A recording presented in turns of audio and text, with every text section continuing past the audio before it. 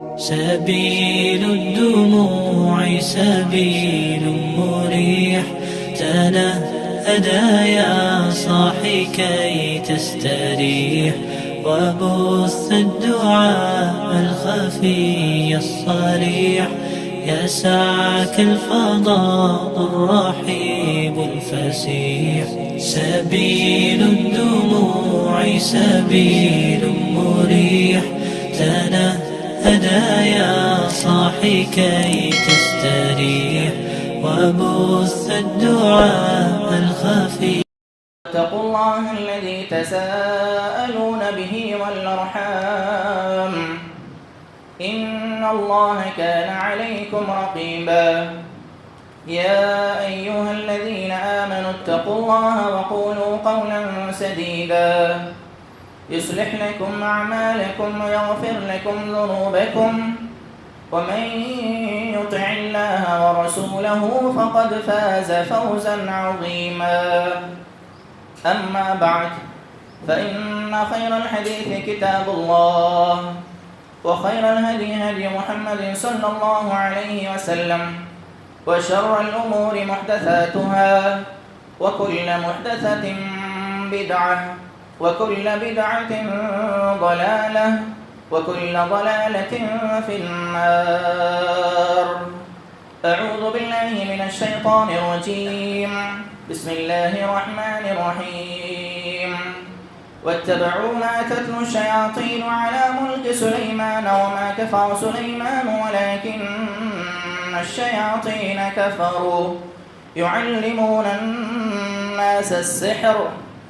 وقال الله تعالى في مقام آخر: يا أيها الذين آمنوا إن كثيرا من الأحبار والرهبان ليأكلون أموال الناس بالباطل ويصدون عن سبيل الله. تمام قسم کی تعریفات، حمد و ثنا، بڑائی، کبریائی، پاکیزگی اور بزرگی اس اللہ رب العالمین احکم الحاکمین کے لیے لائق، زیبا و سزاوار ہے، جس نے زمین و آسمان کو پیدا کیا. دنیا جہان کی ساری چیزیں اسی کے لیے ہیں اور اسی نے بنائی ہے. ہر قسم کی عبادت، ہر قسم کی بندگی اسی کے لیے خاص ہے. سبحان ما عظم شانہ، سبحان اللہ و بحمدہ، سبحان اللہ العظیم. بعدہ درود و سلام کا نزول ہو تمام انبیاء کرام علیہم الصلاۃ والسلام پر، جنہیں اللہ رب العالمین نے دنیا والوں کی جانب بھیجا. خصوصاً میرے اور آپ کے آخری نبی احمد مجتبیٰ، محبوب کبریا، پیغمبر رب ارض والسماء، امام الحرمین، امام القبلتین، جناب محمد رسول اللہ صلی اللہ تعالی علیہ وعلی آلہ واصحابہ وبارک وسلم پر، کہ جن کے ذریعے اللہ رب العالمین نے انسانوں کے باطن کو بھی پاک و صاف کیا اور انسانوں کے ظاہر کو بھی پاک و صاف کیا.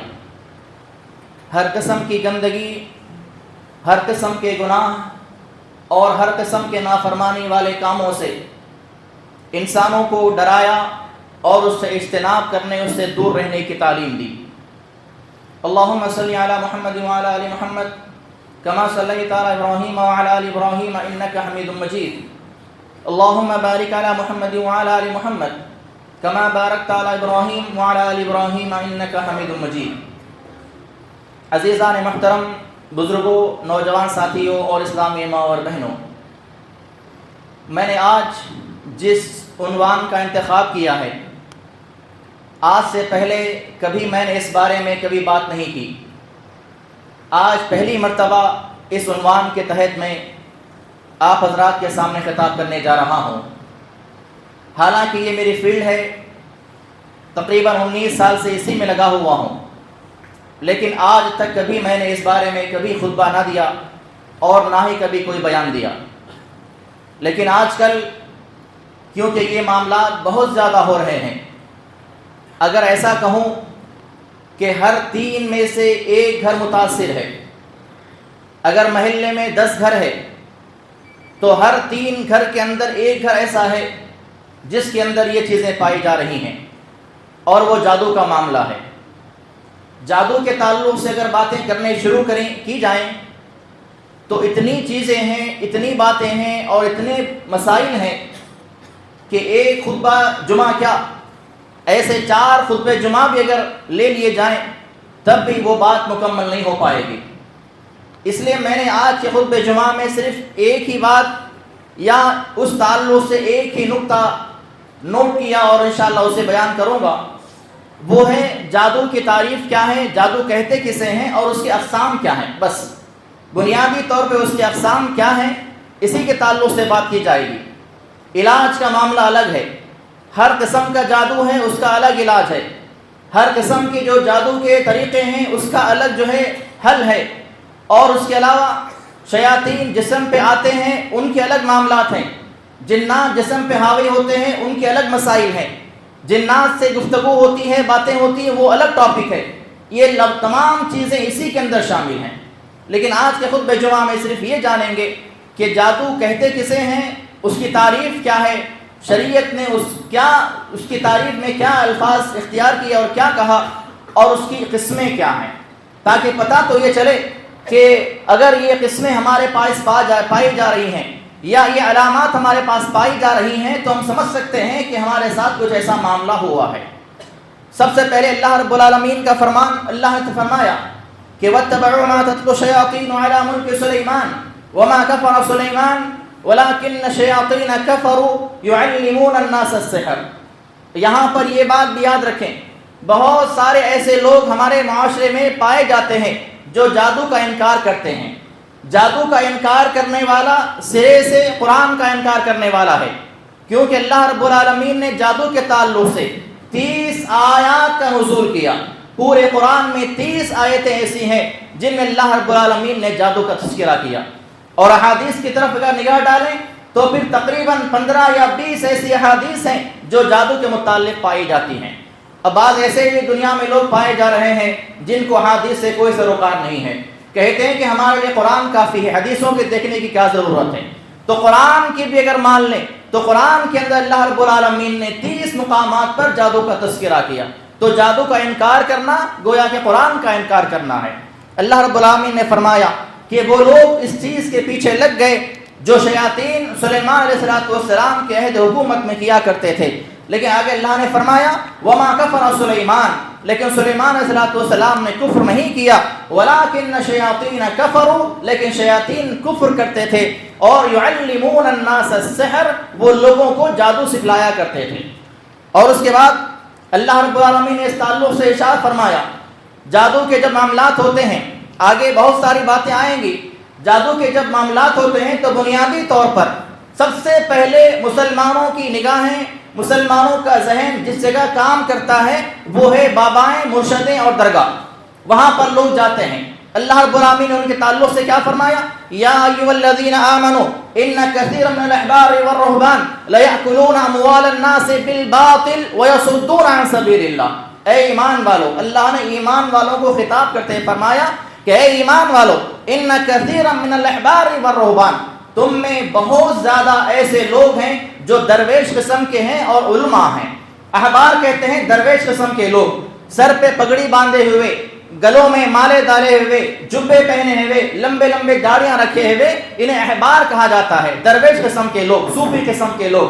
اور رہبان کہتے ہیں علماء، ایسے علماء جنہوں نے قرآن کو سمجھا تو ہے، جنہوں نے نبی کے فرامین کو جانا تو ہے، لیکن اپنے پیٹ کی خاطر قرآنی بات کو لوگوں تک پہنچاتے نہیں ہیں، نبی کے فرامین کو لوگوں تک پہنچاتے نہیں ہیں، انہیں اللہ نے رہبان کہا ہے۔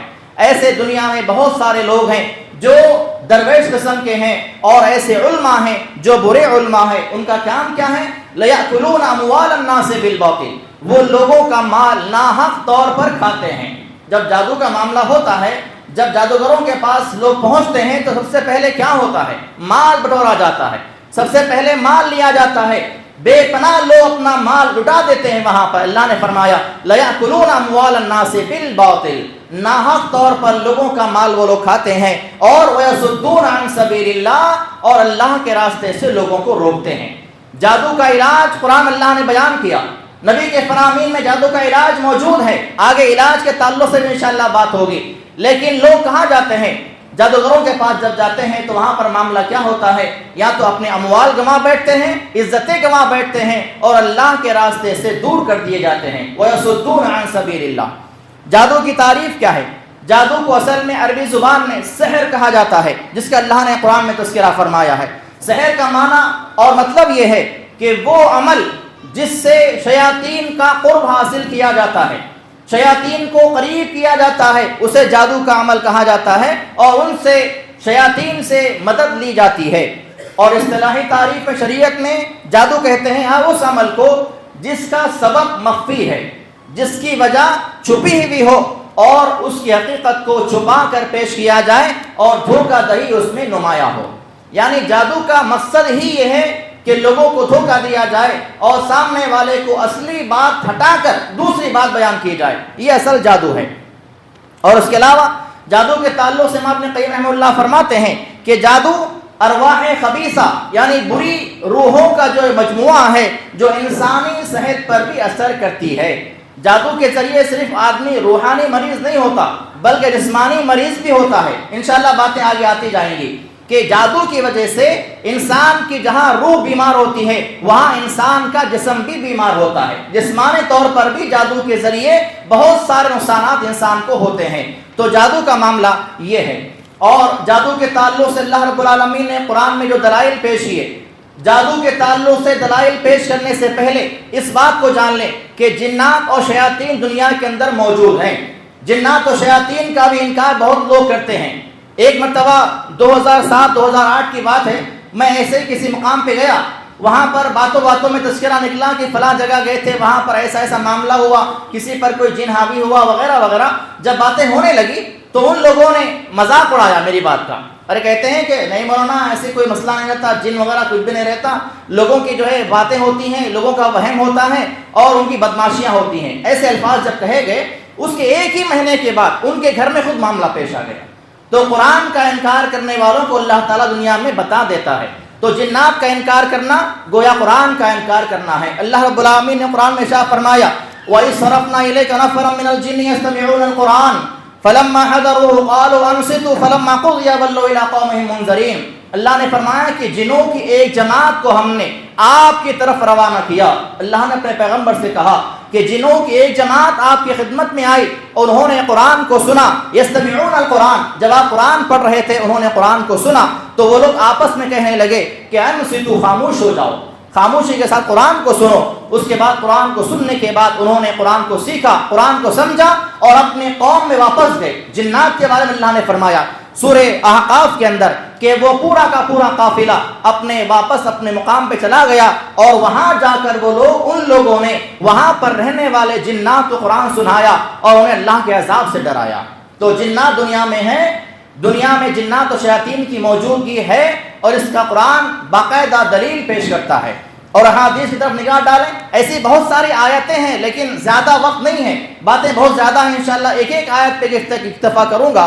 احادیث کی طرف نگاہ ڈالیں، صحیح مسلم کی ایک حدیث ہے، حضرت عبداللہ بن مسعود رضی اللہ عنہ فرماتے ہیں کہ ایک رات ایک مرتبہ ایسا ہوا کہ رسول اللہ صلی اللہ علیہ وسلم مکہ مکرمہ سے اچانک غائب ہو گئے، صحابہ کرام کے ساتھ ہیں، اچانک آپ صلی اللہ علیہ وسلم غائب ہو گئے ہماری نگاہوں کے سامنے سے۔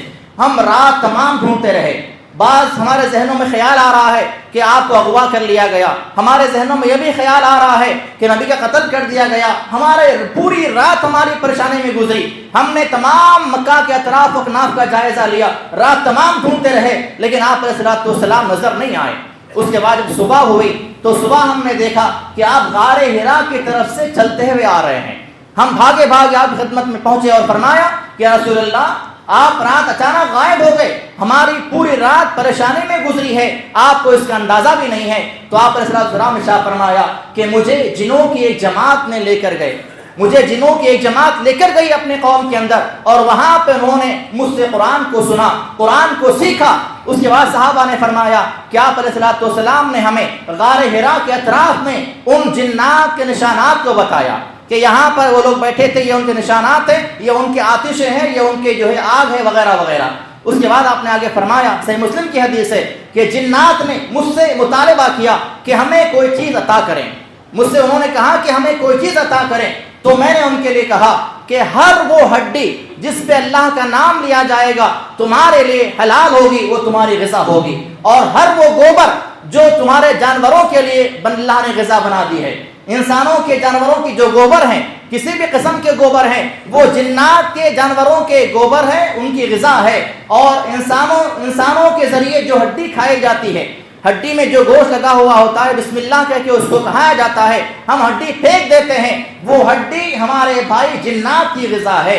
آپ علیہ السلام نے آگے ارشاد فرمایا کہ اس لیے آئندہ سے کبھی تم جو ہے ہڈی اور گوبر سے استنجا نہیں کرنا، کیونکہ وہ تمہارے بھائی جنات کی غذا ہے۔ تو یہ جنات کا وجود ہے دنیا کے اندر۔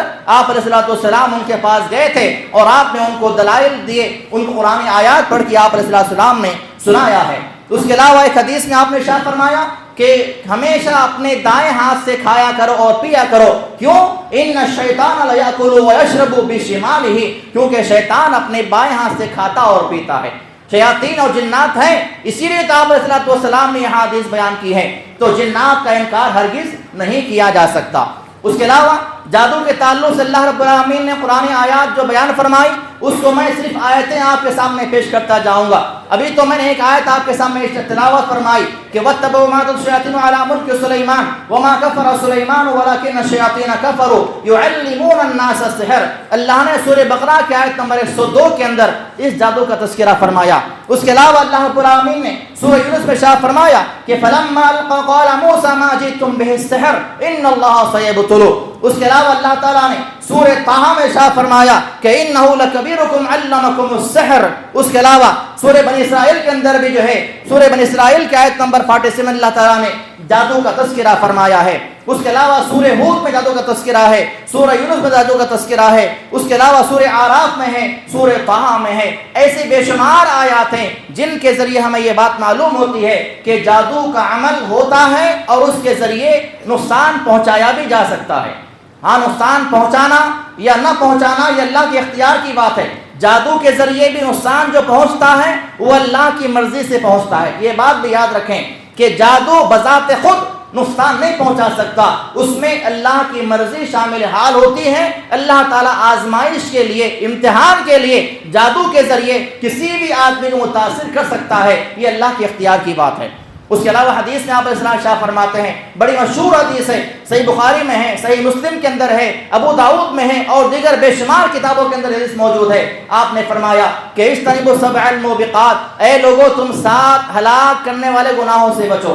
7 ہلاک کرنے والے گناہ، ایسے گناہ کے جن کے کرنے کے بعد انسان کے سارے نیک اعمال تباہ و برباد کر دیے جاتے ہیں۔ سب سے پہلا عمل الشرک باللہ، اللہ کے ساتھ شرک کرنا، اور دوسرا گناہ ہے وہ السحر، جادو کا کرنا، جادو کرنا، جادو کروانا، جادو سے علاج کرنا، یہ ایسا گناہ ہے کہ ایسا کرنے والے کے سارے نیک اعمال اللہ تعالیٰ تباہ و برباد کر دیتا ہے۔ اب ایک اور بنیادی بات، یہ جادو تو ہے، ہمیں یقین ہو گیا، قرآن کی آیتیں بے شمار ہیں، نبی کے فرامین بے شمار ہیں۔ اب جادوگر کو پہچانے کیسے؟ کون جادوگر ہے اور کون صحیح علم کرنے والا ہے؟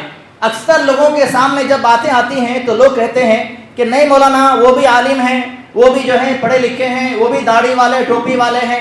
ہر داڑھی ٹوپی والا نیک نہیں ہو سکتا۔ بظاہر لباس لوگ پہنتے ہیں لیکن ان کے اندر باطنی جو اعمال ہوتے ہیں اگر بیان کروں تو آپ کے رونگٹے کھڑے ہو جائیں گے کہ جادوگر لوگ کیسے کیسے کام کرتے ہیں، ان کے کیا کیا اعمال ہوتے ہیں۔ اس طرف نہیں جانا ہے۔ جادوگروں کی پہچان کیسے ہو، کہ جادوگر کو ہم کیسے پہچانے، عام لوگ کیسے پہچانے کہ جادوگر ہے؟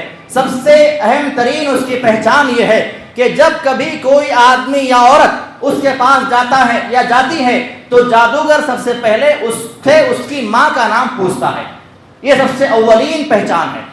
اکثر لوگوں نے شاید سنا ہوگا یا جس کو واسطہ پڑا ہے وہ اس بات کو جانتا ہے کہ جب کبھی کسی آدمی کے پاس آپ گئے بتانے کے لیے، اگر اس نے آپ سے آپ کی ماں کا نام پوچھا تو یقین کر لیں کہ وہ جادوگر ہے۔ اس کی وجہ کیا ہے؟ آخر ماں کا نام کیوں پوچھا جاتا ہے؟ اس لیے کہ شیاطین کی نظر میں سارے کے سارے انسان یعنی بدکار ہیں، ان کا نسب نہیں ہے۔ شیاطین کی عقیدہ یہ ہے، شیاطین کا کہنا یہ ہے یا ان کا ماننا یہ ہے کہ انسانوں کا نسب نہیں ہوتا بلکہ یہ بدکار ہوتے ہیں اور یہ ناجائز اولاد ہوتے ہیں۔ اس لیے شیاطین ان کی ماں سے ان کو پہچانتے ہیں۔ جبکہ حدیث میں آتا ہے اللہ رب العالمین جب قیامت کے میدان میں لوگوں کو آواز دے گا تو ان کے باپ کے نام کے ساتھ پکارا جائے گا. ہر انسان کو اس کے باپ کے نام کے ساتھ آواز دیا جائے گا, فلاں بن فلاں آؤ, فلاں بن فلاں آؤ. قیامت میں اللہ تعالیٰ ایسا فرمائے گا. لیکن یہاں پر شیاطین یہ سمجھتے ہیں کہ کوئی بھی انسان جائز طور پر پیدا نہیں ہوا بلکہ اس کے بے شمار باپ ہے, یہ ان کا عقیدہ ہے. تو شیاطین کو خوش کرنے کے لیے, ان سے مدد حاصل کرنے کے لیے جادوگر ہمارے سے ہماری ماں کا نام پوچھتا ہے. سب سے پہلی وجہ کیوں؟ اگر شیاطین کی مدد لینا ہے اور اس کو ماں کا نام نہیں معلوم ہے تو پھر جو ہے شیاطین باپ کا نام قبول نہیں کرتا. باپ کے نام سے شیاطین اس کی کوئی مدد نہیں کرتے. اور ہمارے پاس جب لوگ آتے ہیں, سالوں سال سے لوگ آ رہے ہیں, ایسے بے شمار لوگ ہیں جو علاج کروا چکے, چلے بھی گئے, ہمیں نام بھی نہیں معلوم ہے, ہمیں مریض کا نام بھی نہیں معلوم ہوتا. ماں باپ کی بات تو بہت دور ہے, ہمیں ناموں سے واسطہ ہی کیا ہے. قرآن آیات ہیں, نبی کے فرامین ہیں, بے شمار دعائیں ہیں, پڑھتے جاؤ, دم کرتے جاؤ, اللہ شفا دینے والا ہے. ہمیں ناموں سے کوئی واسطہ نہیں. لیکن جادوگروں کے پاس سب سے پہلے جب جائیں گے تو وہ لوگ ہم سے ہماری ماں کا نام پوچھیں گے. جس نے بھی ماں کا نام پوچھا سمجھ جائیں کہ وہ جادوگر ہے. سب سے پہلی پہچان. اس کے علاوہ دوسری اس کی پہچان یہ ہے کہ جادوگر سامنے والے سے کوئی جسم کا کپڑا منگواتا ہے. ہماری ٹوپی ہے, ہمارا کپڑا ہے, لباس ہے, بنیان ہے, رومال ہے, ہم جو استعمال کریں ہیں وہ چیز جادوگر منگواتا ہے اور اس کے ذریعے جادو کا عمل کیا جاتا ہے. یہ دوسری پہچان. اس کے علاوہ تیسری پہچان کیا ہے؟ جادوگر جانور طلب کرتے ہیں. آپ نے اکثر سنا ہوگا کہ کالے مرغیاں منگائی گئی, کالے بکرے منگائے گئے, فلاں جگہ ایسا ایسا معاملہ ہوا. تو یہ سارے کے سارے مطالبات کرنے والے شیاطین ہوتے ہیں. ایک مرتبہ ایک شیطان سے گفتگو ہو رہی تھی. میں نے اس سے پوچھا کہ جادوگر کے پاس تو جو کام کرتا ہے تجھے بدلے میں کیا ملتا ہے؟ تو اس شیطان نے کہا تھا کہ مجھے ایک بکرا دیا جاتا ہے. میں نے پوچھا بکرا کب تک استعمال کرتا اور کیا کرتا بکرے کا؟ تو اس شیطان نے کہا تھا کہ ایک بکرا میں 1 مہینے تک کھاتا ہوں. جب بکرا ختم ہو جاتا ہے تو میں جادوگر کے پاس سے چلا جاتا ہوں. پھر جب کبھی مجھے کام لینا ہوتا ہے یا میری مدد اس کو لینا ہوتا ہے وہ مجھے بلاتا ہے, دوبارہ بکرے دیتا ہے اور میں پھر سے اس کے پاس کام کرتا ہوں. تو جادوگر جانور طلب کرتے ہیں, چاہے مرغی ہو, چاہے بکرے ہوں, کوئی جانور بھی کیوں نہ ہو. یہ مقصد بلانے کا, طلب کرنے کا, شیاطین کی مدد حاصل کرنا ہوتا ہے. اس کے علاوہ ایک اور پہچان یہ ہے کہ جادوگر جو ہے عجیب قسم کے نمبرات ڈالتے ہیں. ایک اسکوائر باکسز ہوں گے, اس کے اندر جو ہے نمبرات ڈال کے دیں گے. 304, 225, 628 اس طرح کے نمبرات لکھے ہوئے ہوں گے اور وہ سامنے والے کو دیے جائیں گے. تو یہ بھی عمل جادوگروں کے ذریعے کیا جاتا ہے. کوئی صحیح راقی, صحیح قرآن کا علم رکھنے والا, قرآن کے ذریعے علاج کرنے والا کبھی بھی ایسے کام نہیں کرے گا. اس کے علاوہ مریض کو ایک معینہ مدت دی جاتی ہے اور یہ مدت عام طور پر 40 دن کی ہوتی ہے. اس سے کہا جاتا ہے کہ تم جو ہے 40 دن تک ایسے کمرے میں بیٹھنا جہاں پر سورج کی روشنی نہ آئے. 40 دن تک وہاں پر بیٹھے رہنا, نہ تم دنیا والوں سے ملنا, نہ گھر والوں سے ملنا, کسی سے نہیں, الگ ہو کے بالکل کمرے میں بیٹھ جانا اور 40 دن تک جو ہے تمہیں سورج کی روشنی بھی نہ لگے. اس طرح سے عمل کروایا جاتا ہے. ایسے عمل کرنے والے بھی جادوگر ہوتے ہیں, یہ ان کی پہچان ہے. اس کے علاوہ مریض کو کچھ دیا جاتا ہے. جو بھی عمل وہ لوگ کرتے ہیں مریض کو دیتے ہیں کہ جاؤ یہ لے جا کر فلاں جگہ دفن کرو. قبرستان کے اندر ہو, کسی ویران جگہ پر کیوں نہ ہو, کسی ندی میں ہو, کسی تالاب میں ہو, وہاں پر جا کر اس کو دفن کر دو. تو اس طرح دفنانے والے لوگ بھی جو ہے جادوگر ہوتے ہیں. یہ ان کی پہچان ہے اور یہ ان کی علامت ہے. اس کے علاوہ ایسے ایسے کلام یا ایسے ایسے الفاظ اختیار کرتے اور پڑھتے ہیں جو بالکل سمجھ میں نہیں آتے, یعنی سمجھ میں نہیں آنے والے الفاظ پڑھتے ہیں. سامنے والا کیا سمجھتا ہے, قرآن پڑھ رہا ہے. لوگوں سے کہا جائے کہ ان کے پاس کیوں گئے, فلاں فلاں ہے, تو کہتے ہیں کہ وہ بھی عربی کلام پڑھ رہے تھے. عربی کلام کیسا پڑھتے وہ لوگ؟ الحمدللہ رب العالمین, اس طرح سے پڑھا جاتا ہے. سامنے سمجھتا ہے کہ سورہ فاتحہ پڑھ رہا ہے, الحمد کا سورہ پڑھا ہے, قل هو اللہ احد, اس طرح سے نہ سمجھ میں آنے والے الفاظ پڑھے جاتے ہیں. ایسا اگر کوئی کر رہا ہے تو سمجھ جاؤ کہ وہ جادوگر ہے. یہ اس کی پہچان ہے. اس کے علاوہ مریض کو جو ہے اس کے شہر, یعنی مریض جب کسی آدمی کے پاس جاتا ہے, ابھی وہ دروازے میں ہوتا ہے, جادوگر یہاں بیٹھا ہوا ہے, مریض دروازے میں ہے, وہاں آنے کے جیسے اس کے قریب آتا ہے آنے سے اس کے زبان کھولنے سے پہلے ہی جادوگر اس کو سارے تفصیل بتا دیتا ہے کہ تمہارا شہر کا نام یہ ہے، تم فلاں جگہ سے آئے ہو، تمہارا گھر وہ محلے میں ہے، تمہارے گھر میں اتنے کمرے ہیں، تمہارے ماں باپ ایسے ہیں، تمہارے بھائی بہن ایسے ہیں، ساری باتیں جادوگر بتا دیتا ہے اس آدمی کو۔ ابھی وہ آدمی آیا بھی نہیں، بات بھی نہیں کیا، سلام بھی نہیں کیا، دعا بھی نہیں لیا، لیکن آنے کے ساتھ ہی ساری باتیں بتا دینا یہ شیاطین کے ذریعے مدد حاصل کرتے ہوئے جادوگر بتلاتا ہے۔ اور آپ نے ایک نام سنا ہوگا، حیدرآباد کا ایک بہت بڑا عامل ہے، میں نام نہیں لوں گا لیکن بہت بڑا عالم ہے، اس کے عامل ہے، اس کے پاس جب لوگ جاتے ہیں اس کا معاملہ یہی ہے، جیسے ہی دروازے سے آپ داخل ہو رہے ہیں آپ کی ساری کیفیت کو لے لیتا ہے اور آپ کے پاس جیسے ہی آپ اس کے پاس بیٹھتے ہیں ساری باتیں آپ کو بتا دیتا ہے کہ آپ کا نام فلاں ہے، آپ گدوال سے آئے ہیں، آپ کا محلہ یہ ہے، آپ کا گھر یہ ہے، ساری باتیں بتا دیتا ہے۔ اب ایسا کوئی بتا دے تو ہم اس کو کیا سمجھیں گے؟ عام آدمی کیا سمجھے گا؟ ارے بڑے پہنچے ہوئے ہستی ہیں، بڑے بابا ہیں، فلاں ہیں فلاں ہیں۔ اور الحمدللہ اللہ کا فضل ہے کہ اس کے کئی کیسز کو میں نے حل کیا ہے۔ اس کے پاس لوگ سالوں سال گئے لیکن نہ شیطان ان کے پاس سے دور ہوا، نہ ان کے پاس سے جادو کا اثر ختم ہوا، وہ لوگ دوبارہ حق کی طرف آئے۔ میرے پاس جب آئے شیطان نے نام لیا کہ فلاں بابا کی طرف سے آیا ہوں، اس کے بعد اس کو نکالا گیا، الحمدللہ اس کو شفا ملی ہے۔ تو شفا اللہ کے پاس ملے گی، قرآن کے ذریعے شفا ملے گی، کسی جادوگر کے پاس شفا نہیں ہے۔ تو جادوگروں کی علامات میں سے ایک علامت یہ بھی ہے کہ وہ آنے کے ساتھ ہی اپنی ساری کہانی بیان کر دیتا ہے کہ آپ کے اوپر یہ معاملہ ہوا ہے۔ اس کے علاوہ جادو کی اقسام کی طرف آتے ہیں۔ جادو کے بے شمار قسمیں ہیں، اب اس میں سے کیا قسم بیان کروں اور کیا نہیں مجھے خود سمجھ میں نہیں آ رہا ہے۔ آپ نے اکثر سنا ہوگا کہ کالا جادو ہوتا ہے، تو جادو کالا بھی ہوتا ہے سفید بھی ہوتا ہے، اس کی علامت کیا ہے؟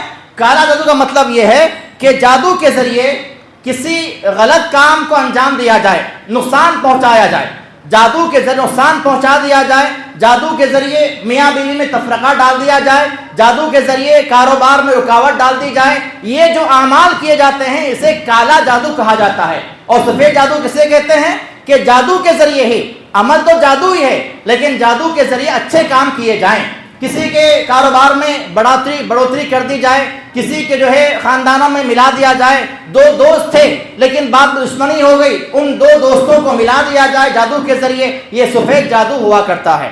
اس کے علاوہ سفلی علم بھی آپ نے سنا ہوگا کہ لوگ کہتے ہیں کہ سفلی علم ہے وہ کسی سے نہیں جاتا، ہمارے پاس جب آتے ہیں تو کہتے ہیں کہ ارے مولانا وہ بہت بڑا علم ہے، وہ سفلی علم ہے، گندا علم ہے، وہ کسی سے نہیں جاتا۔ ہم کہتے ہیں بھائی قرآن سے ہر چیز جاتی ہے، قرآن کے سامنے تو آؤ، کبھی قرآن کو پڑھو تو صحیح اور دیکھو کیسے کیسے شیاطین قرآن کے سامنے ناچتے ہیں، بڑے بڑے شیاطین۔ الحمدللہ اللہ کا فضل ہے کہ ہم نے دیکھا ہے کہ بڑے بڑے شیاطین جن کے تعلق سے ہم کہہ بھی سکتے نہیں اور سوچ بھی نہیں سکتے، اتنے بڑے بڑے شیاطین۔ ابھی گزشتہ 1 مہینے پہلے کی بات ہے، ایک بہت بڑا معاملہ میرے پاس آیا، تقریباً 40 سال پرانا معاملہ تھا۔ میرے پاس جب آئے تو دیکھا، جب سارے معاملے کی تحقیق ہوئی، پڑھا کرا، اس کے بعد یہ بات سمجھ میں آئی کہ وہ ان لوگوں پر جادو کرنے والا کوئی انسان نہیں بلکہ شیطان خود تھا۔ شیاطین بھی جادو کرتے ہیں، انسانوں کے ساتھ ساتھ شیاطین اپنے بذات خود جادو کا عمل کرتے ہیں۔ اور جب شیطان میرے قابو میں آیا، اس کو قابو میں کر لیا گیا، بعد میں قابو میں آنے کے بعد کمزور جب پڑ گیا قرآن پڑھنے سے، اس کے بعد وہ ساری باتیں بیان کر رہا ہے اور مجھ سے کہہ رہا ہے کہ تمہاری جو پڑھائی تھی، تمہاری جو بندشیں تھی، اس کو میں توڑ رہا تھا۔ اس نے اقرار کیا، تمہاری بندشوں کو میں توڑ رہا تھا، اتنا پاورفل میں تھا، تم نے مجھے کمزور کر دیا۔ یہ کس سے ہوا؟ کیا میں نے پڑھا؟ کیا میرے پاس ہتھیار ہے؟ کیا میرے پاس تلوار ہے؟ کیا میرے پاس کوئی تعویذ ہے؟ قرآن آیات ہے، قرآن آیات پڑھتے گئے کمزور کرتے گئے، قرآن آیات پڑھتے گئے کمزور کرتے گئے، نبی کی دعائیں پڑھتے کمزور کرتے گئے۔ تو قرآن میں شفا ہے، نبی کے فرامین میں شفا ہے، اگر شفا ملے گی تو یہیں سے ملے گی۔ بڑے بڑے شیاطین جو ہے کمزور پڑ جاتے ہیں قرآن کے سامنے۔ اس کے علاوہ بنیادی طور پر جو ہے جادو کی جو قسمیں بیان کی جاتی ہیں وہ کچھ اس طرح ہیں۔ سب سے پہلی قسم سحر تفریق ہے۔ جادو کی ویسے بے شمار قسمیں الگ الگ اعتبار سے ہیں لیکن تفصیل میں جانے کی ضرورت نہیں ہے، بنیادی طور پہ کچھ ایک قسمیں ہیں، 8-10 قسمیں وہ بیان کر دوں۔ سب سے پہلی قسم سحر تفریق ہے۔ تفریق کا مطلب جادو کے ذریعے لوگوں کو جدا کر دینا، اور یہ سب سے بنیادی کام کب ہوتا ہے؟ میاں بیوی کو دور کرنے کے لیے۔ اللہ نے فرمایا سورہ بقرہ کے اندر يَتَعَلَّمُونَ مِنْهُمَا مَا يَفَرِّقُونَ بِهِ بَيْنَ الْمَرْءِ وَزَوْجِهِ میاں بیوی میں پھوٹ ڈال دینا، میاں بیوی میں تفرقہ پیدا کر دینا، ان کو الگ کر دینا، اس معاملے کے لیے یہ عمل کیا جاتا ہے جسے سحر تفریق کہا جاتا ہے۔ اور الحمدللہ یہ مسائل بھی میرے پاس حل ہوئے۔ یہ اللہ کی تعریف ہے، اللہ کی جو ہے بڑائی ہے کہ ایسے مسائل سارے کے سارے قرآن کے ذریعے حل ہوئے۔ بتانے کا مقصد یہ ہے کہ قرآن کے ذریعے ایسے مسائل بھی حل ہوتے ہیں۔ سحر تفریق کا سب سے پہلا جادو کیا جاتا ہے۔ اس کے علاوہ اللہ کے رسول نے ارشاد فرمایا، اس کے علاوہ دوسرا جو قسم ہوتی ہے وہ ہے سحر محبت۔ ایک ہے تفریق، الگ الگ کر دینا، دوسری ہے محبت، یعنی جادو کے ذریعے لوگوں کو ملا دینا، چاہے وہ میاں بیوی کا مسئلہ ہو، چاہے کسی اور کا معاملہ ہو، لوگوں کو محبت کرنے کے لیے آمادہ کرنا، جادو کے ذریعے ان کو محبت کرنے پر آمادہ کر لینا، اسے کہتے ہیں سحر محبت۔ اس تعلق سے اللہ کے نبی نے ارشاد فرمایا، صحیح مسلم کی حدیث ہے کہ ان الرقى والتولى والتمائم شرک، کہ اللہ کے رسول نے فرمایا کہ تمام قسم کے دم، یہ دم سے مراد وہ دم ہے جس میں شرکیاں کام کیے جاتے ہیں۔ جائز طریقے کا دم جو ہے بالکل جائز ہے، قرآن آیات سے دم کیا جا رہا ہے جائز ہے، نبی کی دعاؤں سے دم کیا جا رہا ہے جائز ہے، لیکن باطل جو دم ہے اس کے تعلق سے آپ نے فرمایا کہ ان الرقى دم اور والتمائم تمام قسم کے تعویذیں باندھنا یہ شرک ہے۔ اور وہ تیولا کا مطلب ہوتا ہے جادو کے ذریعے میاں بیوی کو یا کسی کو بھی جو ہے آپس میں ملا دینا، ان میں محبت پیدا کر دینا، اس کا نام ہے سحر محبت۔ اس کے علاوہ ایک اور قسم کا جادو ہوتا ہے جس کا نام ہے سحر تخیل، وہم میں مبتلا کر دینا۔ آدمی کو کچھ ہوتا نہیں ہے لیکن اس کے ذہن میں ایک قسم کا وہم آ جاتا ہے کہ مجھے فلاں مرض ہوا ہے، مجھے فلاں جو ہے اثر ہوا ہے، اس طرح کا جو اثر یا اس طرح کی جو باتیں ہوتی ہیں اسے سحر تخیل کہا جاتا ہے۔ آدمی کا ذہن پراگندہ ہو جاتا ہے، آدمی پریشان پھرتا ہے اور اسے سمجھ میں نہیں آتا کہ کیا کیا جائے، تو اس کا نام ہے سحر تخیل۔ اس کے علاوہ ایک اور بیماری، ایک اور جادو ہے جس کا نام ہے سحر امراض، یعنی جادو کے ذریعے انسان کو بیمار کر دیا جاتا ہے۔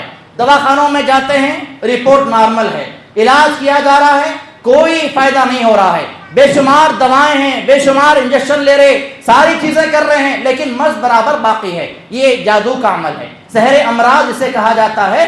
جادو کے ذریعے بیمار کر دیا جاتا ہے، یا تو آدمی مکمل بیمار ہو جاتا ہے یا اس کا کوئی حصہ بیمار کر دیا جاتا ہے۔ کسی کا پیر مرض مبتلا ہو گیا، کسی کا سر بیمار ہو گیا، کسی کا پیٹ بیمار ہو گیا، کسی کے ہاتھ میں درد ہو گیا، کسی کے پاؤں میں سوجن آ گئی، وغیرہ وغیرہ، یا الگ الگ طور پر جو ہے جادو عمل کیا جاتا ہے، یا مکمل آدمی بیمار پڑ جاتا ہے اور ایسا لگتا ہے کہ صدیوں سے بیمار ہے۔ یہ سحر امراض کی علامتیں ہیں۔ یہ ایک بات یاد رکھیں، جب کبھی دواخانوں کے چکر لگائیں، رپورٹیں نارمل آئیں، سمجھ جائیں کہ کوئی اور معاملہ ہے، فوری اللہ کی طرف رجوع کریں، قرآن کی تلاوت کریں، نبی کے دعائیں پڑھیں، انشاءاللہ معاملہ ختم ہو جائے گا۔ تو اس کا نام ہے سحر امراض۔ اس کے علاوہ ایک اور جادو ہوتا ہے جس کا نام ہے سحر خمول۔ خمول کا مطلب ہے جسم میں سستی کاہلی، کوئی بھی کام کرنا چاہتے ہیں کام نہیں ہوتا، جسم میں سستی آ جاتی ہے، نماز پڑھنے کے لیے ارادہ کرتے ہیں، وضو کرتے ہیں لیکن نماز نہیں پڑھ سکتے، کاروبار کے لیے جانا چاہتے ہیں نہیں جا سکتے، حالانکہ اچھا خاصا کاروبار ہے، چل رہا تھا، بڑے بڑے کمپنی ہے، بڑے بڑے فیکٹریز ہیں، لیکن اچانک گھر میں بیٹھ گئے، مہینوں سے بیٹھے ہوئے ہیں، گھر جانے کو دل نہیں چاہتا، باقی کوئی مرض نہیں ہے، جسمانی طور پہ صحت مند ہے، گھر میں ساری چیزیں اچھی ہیں، بچوں کو دیکھ رہے ہیں، بیوی کا خیال کر رہے ہیں، ساری باتیں درست ہیں، لیکن جب جاب پہ جانے کی بات آتی ہے یا کمپنی پہ جانے کی بات آتی ہے یا دکان پہ جانے کی بات آتی ہے، جسم میں سستی آ جاتی ہے۔ سستی اور کاہلی کا جادو بھی کیا جاتا ہے جس سے سحر خمول کہا جاتا ہے۔ اس کے علاوہ ایک اور جادو ہوتا ہے جس کا نام ہے سحر استحاضہ، یعنی عورتوں کو جو ہے ماہواری کا خون آنے کے بعد بھی، ماہواری کے جو عورتوں کے مسائل ہوتے ہیں ان کے کچھ ایام ہوتے ہیں، کسی کے 5 دن، کسی کے 7 دن، کسی کے 9 دن، کسی کے 3 دن، یہ ایام گزر جانے کے باوجود بھی جو ہے خون آتے رہتا ہے، اسے کہتے ہیں سحر استحاضہ۔ حدیث میں آتا ہے، حضرت حمنا بنت جحش رضی اللہ عنہ فرماتی ہیں کہ وہ رسول کے پاس آ کے شکایت کی کہ یا رسول اللہ مجھے جو ہے ماہواری کے ختم ہونے کے باوجود بھی جو ہے حیض آ رہا ہے اور خون آ رہا ہے۔ آپ رسول اللہ نے ارشاد فرمایا کہ انما ہی رغزۃ من رغزات الشیطان، کہ یہ تو جو ہے شیطان کے کچوکے میں سے ایک کچوکا ہے۔ کچوکا مطلب اپنے ہاتھ سے اگر کسی کے پیٹھ پہ اس طرح سے مارا جائے اسے کچوکا کہتے ہیں، یا چمٹی لے لی جائے اسے کچوکا کہا جاتا ہے۔ تو شیطان جب کچوکا لیتا ہے یا جس طرح جادو کا عمل کیا جاتا ہے تو سحر استحاضہ جسم میں لاحق ہو جاتا ہے۔ اس کے علاوہ شادی بیاہ میں رکاوٹوں کا مسئلہ کیا جاتا ہے جادو کے ذریعے، رزق میں کاروبار میں بندش کی جاتی ہے جادو کے ذریعے، اور اس کے علاوہ آج زمانے ترقی یافتہ زمانے کے اندر جو جسم پہ جادو کا اثر ہو رہا ہے وہ کیسے کیسے ہو رہا ہے وہ بھی نوٹ کرتے جائیں اور سنتے جائیں۔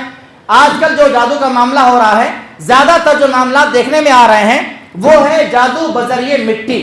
آپ کے ذریعے کوئی آدمی اپنے گھر کی مٹی منگاتا ہے، اس پہ جادو کا عمل کیا جاتا ہے، یا آپ کہیں پر ننگے پاؤں جا رہے ہیں، آپ کے پاؤں کے نیچے جو مٹی آ جاتی ہے اس مٹی کو لے لیا جاتا ہے اور اس پر جادو کیا جاتا ہے۔ ایسے یہ معاملات ہوتے ہیں اور جادو کا اثر برابر ہوتا ہے۔ ایسا ایک معاملہ ہمارے پاس بھی آیا تھا، ایک غیر مسلم بچی پر جو ہے اس کے پڑھنے والے ساتھیوں نے، زیادہ اچھے پڑھنے والی بچی تھی، اچھا آگے آگے بڑھ رہی تھی، فرسٹ کلاس پاس ہو رہی تھی، ایک مرتبہ مندر جا رہی تھی، مندر جانے سے پہلے چپل نکالا، ننگے پاؤں آگے بڑھ رہی تھی، وہاں سے اس کی مٹی کو لیا گیا اور اس پر جادو کا عمل کیا گیا۔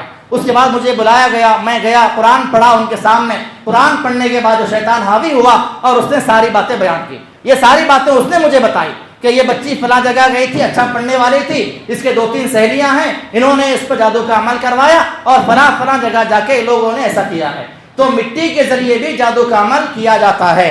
اس کے علاوہ دوسری جو چیز ہے وہ ہے ہوا کے ذریعے۔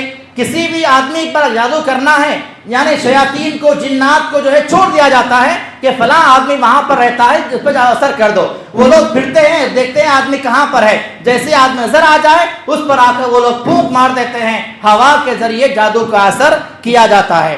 اس کے علاوہ جو ہے آدمی کو جو ہے بہت سارے ایسے مقامات پر آج کل یہ مسئلہ بھی چل رہا ہے، میسیج کے ذریعے جادو کا عمل کیا جا رہا ہے۔ آپ کے فون میں، موبائل میں میسیج آ گیا، آپ نے میسیج جیسے ہی کھولا آپ پہ اثر ہو گیا۔ ایسے معاملات ہوئے ہیں۔ میسیج کے ذریعے، واٹس ایپ کے ذریعے، فیس بک کے ذریعے جادو کا اثر ہو رہا ہے آج کے زمانے کے اندر۔ اب اس کا علاج کیا ہے؟ بہت ساری باتیں اور بھی تھیں لیکن وقت ختم ہو رہا ہے۔ اب اس کا علاج کیا ہے؟ علاج کے سلسلے میں اگر بات کی جائے تو علاج 2 طرح کا ہوتا ہے۔ ایک علاج ہے عمومی علاج اور ایک ہے خصوصی علاج۔ جس کا جیسا مرض ہے اس کے تعلق سے علاج کیا جائے، یہ خصوصی علاج ہے۔ عمومی علاج کیا ہے؟ اللہ رب العالمین کی طرف آیا جائے۔ اس میں جو ہے 8 چیزیں ہیں۔